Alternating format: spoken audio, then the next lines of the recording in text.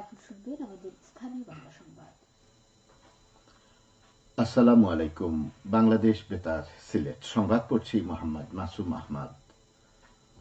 ঐতিহাসিক ফারাক্কা দিবস আজ। 1976 সালের 16 মে মুসলিম জননেতা মাওলানা আব্দুল হামিদ খান ভাসানীর নেতৃত্বে ফারাক্কা বাঁধের প্রতিবাদে ফারাক্কা অভিমুখে লাখো জনতার লং মার্চ অনুষ্ঠিত হয়।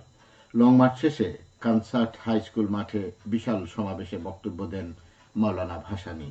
সেই থেকে 16 মে ফারাক্কা দিবস নামে পরিচিতি লাভ করে। পরিবেশ প্রতিবেশ ও জীববৈচিত্র্য রক্ষায় ইউক্যালিপটাস ও আকাশমণি গাছের চারা রোপণ, উত্তোলন ও বিক্রয় নিষিদ্ধ ঘোষণা করেছে সরকার। পরিবেশ, বন ও জলবায়ু পরিবর্তন মন্ত্রণালয়ের বন এক অধিশাখা এই সংক্রান্ত একটি প্রজ্ঞাপন জারি করেছে। নির্দেশনা অনুযায়ী জাতীয় আন্তর্জাতিক অঙ্গীকার পূরণে সরকারি বেসরকারি সংস্থা ও ব্যক্তি পর্যায়ে বৃক্ষরোপণ কর্মসূচিতে এখন থেকে আগ্রাসী প্রজাতির ইউক্যালিপটাস ও আকাশমণি গাছের চারা রোপণের পরিবর্তে দেশীয় প্রজাতির ফলজ, বনজ ও ঔষধি গাছের চারা রোপণ করে বনায়ন করতে হবে। ইউক্যালিপটাস ও আকাশমণি প্রজাতির গাছ মাটি থেকে অত্যধিক পানি শোষণ করে, ফলে মাটির আর্দ্রতা কমে যায় এবং শুষ্ক বা মৌসুমী জলবায়ু যুক্ত এলাকায় এটি মারাত্মক ক্ষতির কারণ হয়। এই গাছের পাতায় থাকা টক্সিন গোড়ায় পড়ে মাটিকে বিষাক্ত করে তোলে, যার ফলে উর্বরতা নষ্ট হয়। এগুলো চারপাশে অন্য কোনো গাছ সহজে জন্মাতে পারে না। এটি স্থানীয় জীববৈচিত্র্যের জন্য হুমকি, কারণ বহু দেশীয় গাছ, পোকামাকড় ও পাখি এই গাছে বাসা বাঁধে না বা খাদ্য খুঁজে পায় না। তাই পরিবেশ সুরক্ষা এবং প্রাণ বৈচিত্র্য রক্ষায় সকল সংস্থা ও নাগরিককে দেশি প্রজাতির বৃক্ষরোপণে উদ্বুদ্ধ হওয়ার আহ্বান জানানো হয়েছে।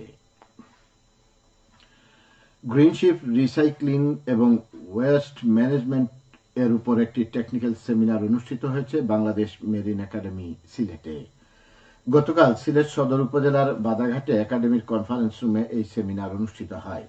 সেমিনারে প্রধান অতিথি ছিলেন Shahjalal university of science and টেকনোলজির ভিসি ডক্টর সরওয়ার উদ্দিন চৌধুরী। সেমিনারে টেকনিক্যাল রিসার্চ পেপার উপস্থাপন করেন বিশিষ্ট শিপ রিসাইকেল বিশেষজ্ঞ মেরিন ইঞ্জিনিয়ার মোহাম্মদ মাহবুবুর রহমান। আলোচনায় অংশ নেন মেরিন একাডেমি সিলেটের commandant marine engineer Mohammad Humayun Kabir. সেমিনারে বক্তারা বলেন, বাংলাদেশে বিশ্বের প্রধান মেরিন শিপ রিসাইকেল দেশ হিসেবে অগ্রগামী ভূমিকা পালন করেছে। শিপ রিসাইক্লিং সংক্রান্ত সকল স্টেক হোল্ডার এই শিল্পে জড়িত। জনবলকে সচেতন করাই ছিল এই আলোচনার মূল লক্ষ্য। ভূমি মন্ত্রণালয়ের সিনিয়র সচিব এএসএম সালেহ আহমদ বলেছেন, ভূমি সেবা পেতে জনগণ অহেতুক হয়রানির শিকার হয়। তাই বর্তমান অন্তর্বর্তী সরকার ভূমি সেবা সহজ করতে জনবান্ধব ডিজিটালাইজ করতে পদক্ষেপ নিয়েছে। গতকাল সন্ধ্যায় সিলেট জেলা ও বিভাগীয় প্রশাসনের উদ্যোগে জনবান্ধব ভূমি সেবা বাস্তবায়নে স্টেক হোল্ডার কনসালটেশন কনফারেন্সে যোগ দিয়ে তিনি এইসব কথা বলেন। সিনিয়র সচিব বলেন, ডিজিটাল প্রযুক্তির মাধ্যমে জনগণ যাতে ঘরে বসে ভূমি সংক্রান্ত যাবতীয় সেবা গ্রহণ করতে পারে, সে প্রত্যয়ে ভূমি মন্ত্রণালয় নতুন প্রয়াস গ্রহণ করেছে। এ সময় তিনি স্থানীয় পর্যায়ে ভূমি জটিলতা নিরসন ও সাধারণ মানুষের ভোগান্তি কমিয়ে আনতে মাঠ প্রশাসনের কর্মকর্তাদের নির্দেশ দেন। সিলেট বিভাগীয় কমিশনার খান মোহাম্মদ রেজাউল নবীর সভাপতিত্বে কনফারেন্সে সিলেট বিভাগের 4 জেলা প্রশাসক, জেলা উপজেলা রেজিস্ট্রার অফিস সহ প্রশাসনের বিভিন্ন স্তরের কর্মকর্তারা উপস্থিত ছিলেন। মৌলভীবাজারের রাজনগর উপজেলার রাজনগর চা বাগান থেকে মুন্সিবাজার ইউনিয়নের আকলেন বাজার পর্যন্ত 8 কিলোমিটার সড়কের সংস্কার কাজ এগিয়ে চলছে। এতে ব্যয় হচ্ছে প্রায় 8.5 কোটি টাকা। ইতিমধ্যে প্রকল্পের 80% কাজ শেষ হয়েছে। বাকি কাজ আগামী আগস্ট মাসের মধ্যে শেষ হবে বলে আশা করা যাচ্ছে। প্রকল্পের আওতায় 6টি কালভার্ট নির্মাণ, মাটি ভরাট, রাস্তা প্রশস্তকরণ, আরসিসি ঢালাই ও পিচ সহ আনুষঙ্গিক কাজ অন্তর্ভুক্ত রয়েছে। এলজিইডি তা বাস্তবায়ন করছে। বাধ্যতামূলক প্রাথমিক শিক্ষা বাস্তবায়ন কমিটির মতবিনিময় সভা অনুষ্ঠিত হয়েছে হবিগঞ্জের মাধবপুর উপজেলার নোয়াপাড়া ইউনিয়নে। আজ সকালে নোয়াপাড়া ইউনিয়ন পরিষদ হলরুমে ইউনিয়নের চেয়ারম্যান ও কমিটির সভাপতি এস এম আতাউল মুস্তফা সুহেলের সভাপতিত্বে প্রধান অতিথি ছিলেন মাধবপুর উপজেলা প্রাথমিক শিক্ষা কর্মকর্তা এস এম জাকিরুল হাসান। মতবিনিময় সভায় সর্বসম্মতি ক্রমে নোয়াপাড়া ইউনিয়ন প্রাথমিক শিক্ষা মেধাবৃত্তি পরীক্ষা গ্রহণের সিদ্ধান্ত গ্রহণ করা হয়। এবারে শুনুন কৃষি সংবাদ। ঐক্যবদ্ধভাবে ঝিঙ্গে চাষাবাদ করে ব্যাপক সফলতা অর্জন করে মৌলভীবাজারের বড়লেখা উপজেলার মোহাম্মদনগর। ঝিঙ্গে চাষাবাদের জন্য এই গ্রামটির নাম পাল্টে এখন ঝিঙ্গে গ্রাম নামে পরিচিত হয়েছে।